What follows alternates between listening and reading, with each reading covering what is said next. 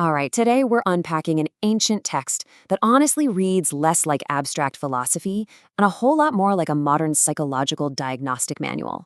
It's called the Paticca-samuppada-vibhanga Sutta, now which roughly translates to the analysis of dependent co-arising.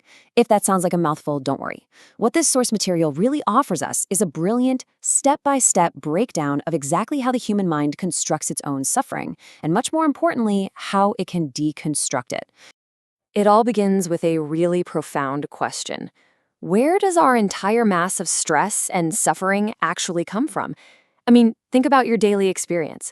We all deal with anxiety, frustration, sorrow, and sometimes, deep despair. But where do these feelings actually originate? Are they just random strokes of bad luck, or is there a hidden underlying mechanics to our misery? Well, this ancient text promises that there is an exact, observable architecture to our pain.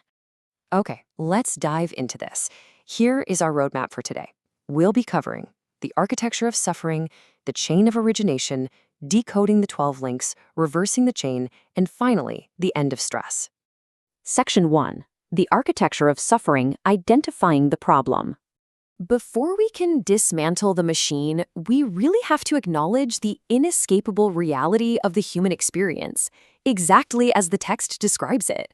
It diagnoses our baseline reality with some very specific symptoms: aging, death, sorrow, lamentation, pain, distress, and despair.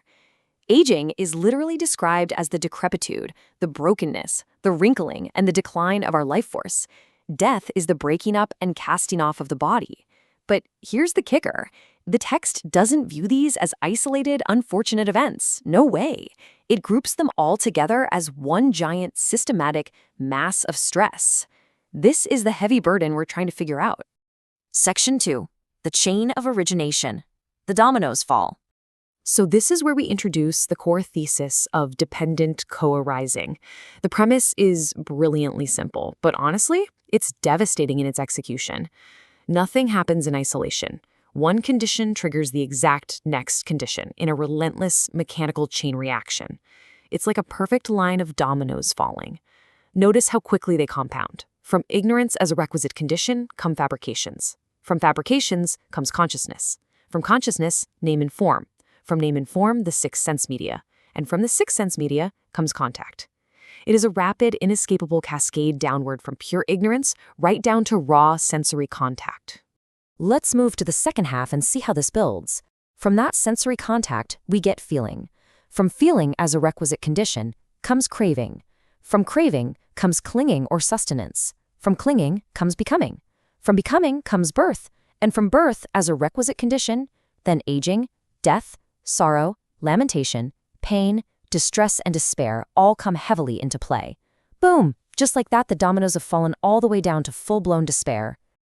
Section 3. Decoding the 12 links, translating the terms.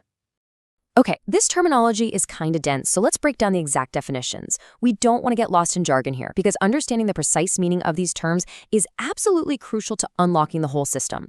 Let's look at the very first domino. Ignorance. Now, the text doesn't define this as general stupidity or a lack of book smarts. It is highly specific. Ignorance here literally means not knowing stress, not knowing the origination of stress, not knowing the cessation of stress, and not knowing the way of practice leading to its cessation. It's a fundamental blind spot about the very mechanics of stress itself. Because we don't understand how stress works, we just blindly set the chain in motion. And from that ignorance, we create fabrications, bodily, verbal, and mental. Think of these as our active habits. The words we habitually speak, the impulsive things we do, or those anxious loops we just run in our minds.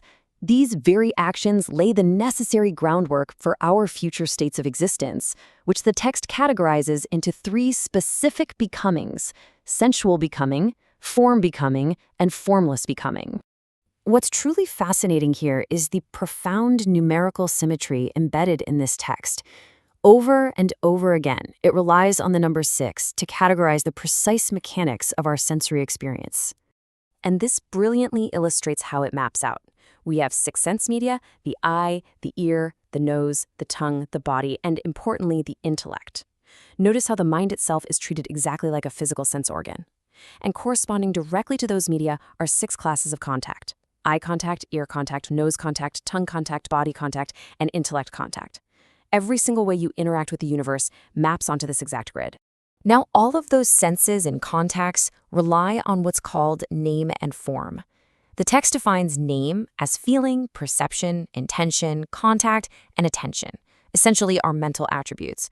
Form is defined as the four great physical elements and the physical form dependent on them. Our consciousness relies entirely on this crucial intersection. Without the mental framework of name meeting the physical reality of form, consciousness literally has nowhere to land. Once we have contact, we get feeling. There are 6 classes of feeling, born from those 6 types of contact we just discussed. And what happens when we feel something? We crave it. Whether it's the smell of fresh coffee triggering an immediate craving for a taste, or seeing a notification on your phone triggering a craving for a social validation, sensory contact inevitably breeds very specific desires for forms, sounds, smells, tastes, tactile sensations, and ideas. But craving doesn't just stop at a mild desire, right? It intensifies into clinging or sustenance. The text lists 4 types of clinging. We cling to sensuality, we cling to specific views, we cling to precepts and practices, and, perhaps most deeply of all, we cling to our own doctrine of self. This intense attachment is the fuel that drives the chain right into becoming, birth, and ultimately a brand new cycle of aging and death. Section 4. Reversing the chain, stopping the dominoes. So is it just a hopeless, endless loop? Thankfully, no. This is where we pivot to the deeply empowering solution found in the second half of the text. Notice the structural contrast here. The origination of stress is driven by overwhelming forward momentum. From X as a requisite condition comes Y. But the solution relies on a systematic, logical unburdening. It simply states, from the cessation of X comes the cessation of Y. It's brilliant. If the presence of a condition causes suffering, the logical absence of that condition removes the suffering. Listen to the finality of this phrase. Now from the remainderless fading and cessation of that very ignorance comes the cessation of fabrications. Remainderless fading. By completely removing the fundamental misunderstanding of stress, by stopping that very first domino from falling, you strip the entire system of its power. Stopping the first domino stops them all. Here is the first half of that systematic dismantling.